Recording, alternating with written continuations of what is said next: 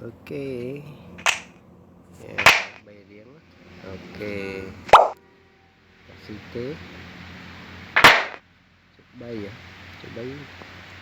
xí bay mùi nữa ok xí bay cái đậm bờ máu chương đã mong tầm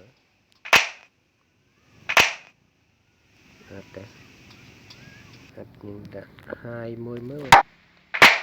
ok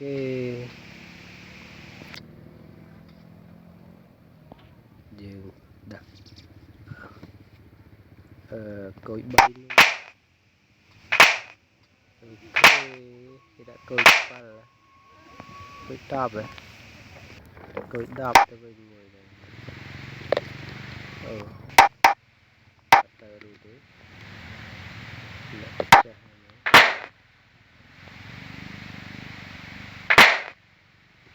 vô đã trắng nó đã ăn rồi đã coi pram coi buồn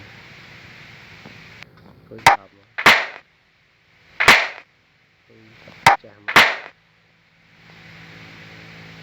đã coi pram